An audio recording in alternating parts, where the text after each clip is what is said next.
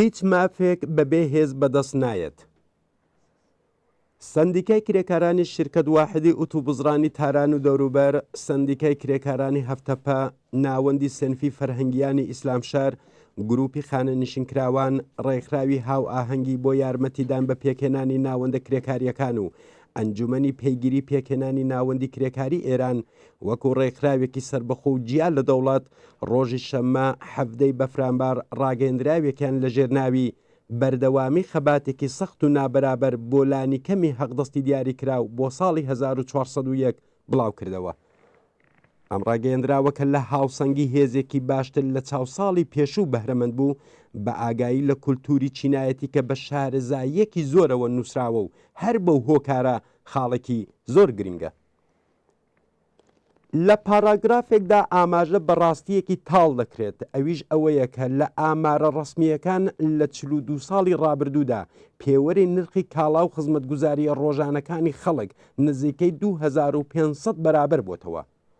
لە بەرامبەری کەڵەکەبوونی سەرمایە و پارەی سەرمایەداران و بەرزبوونەوەی لە ڕادەبەدەری داهاتی چینی سەرمایەداری کۆمەلگا بە شێوەی گشتی دەرەنجامی ئەم بارودۆخە بووە. لە ڕاگەیەندراوێکی دیکەدا لەسەر هۆکارەکانی ئەم جیاوازیە لە ڕادەبەدەرەی داهات نووسیوێتی کە چەوسانەوەی هێزی کار لە سایەی خەفەقان سەرکوت و بە یارمەتی ئەنجومەنە کرێکاریەکانی گوێ لە مست و ناکارامە وەکو خانەی کارەگەر، شوورای ئیسلامی کار و بەشداری بربەژێرەکانی ئەوان لە شوورای عالی کار ئەم بارودۆخەی پێکهێناوە. لە ڕاگەیەندراوەکەدا جیا لە ئاماژە بە هەڵاوسانی بێوێنەکە ڕوو لە بەرزبوونەوەیە ئاماژە بە بەرزبوونەوەی دە لە سەدی گەڵاڵەی بودجەی کردووە و هەروەها وتراوەکە ئەم بەرزبوونەوەیە بە قازانجی سەرمایەداران و بەشی خصوصی و شوورای عالی کار دەبێت.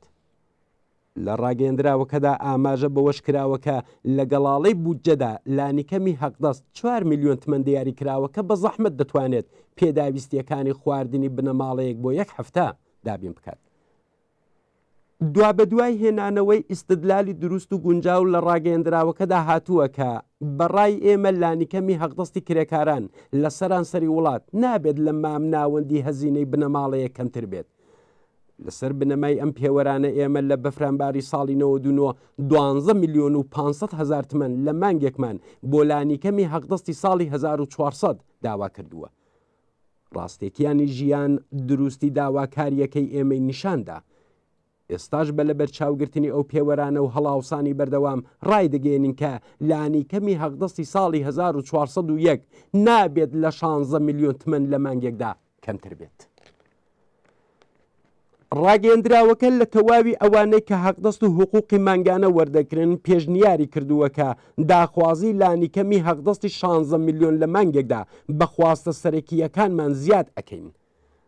لە ڕاگەیەندراوەکەدا هەروەها داوایان لە کرێکاران کردووە کە بە پێکهێنانی ناوەندە کرێکاریە سربەخۆکان خۆیان بۆ بەدەستهێنانی داواکاریەکانیان بەهێزتر بکەن و هەروەها ئاماژە بۆش کراوەکە ئێمە داوا لە هەموو کرێکاران دەکەین کە پێداگری لەسەر مافەکانیان بکەن و لە بەرامبەر سیاسەتە دژە کرێکاریەکان وەکو حەقدەستی ناوچەیی، حەقدەستی پەیمانی، لابردنی لانیکەمی حەقدەست و هەروەها شێوەی کاری ئوستاد و شاگردی بوەستنەوە.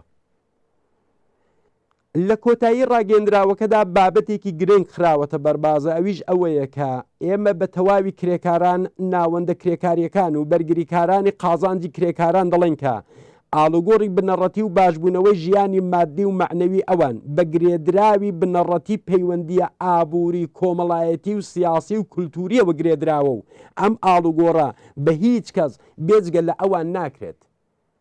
پێکهێنانی گۆڕانکاری ئاوا گەورە تەنیا لە یەک حاڵەتدا سەردەکەوێت، ئەویش ئەوەیە کە کرێکارانی یەکگرتو و ڕێکخراو بن.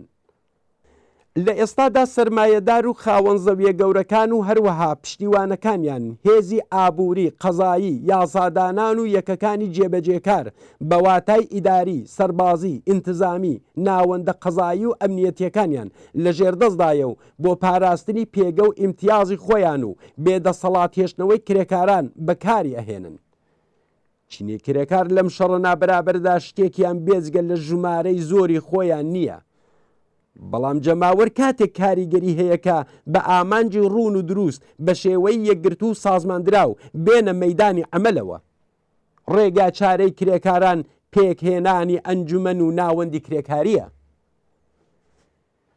نووسەرانی ڕاگەیەندراوەکە ئەزانن کە بۆ ئەنجامدانی ئەرکێکی ئاواگرنگ کرێکاران پێویستیان بە ڕێفۆرم و گۆڕانکاری دەبێت کە زیادکردنی حەقدەست بە شێوەی گونجاو ئامانجی سەرەکیە.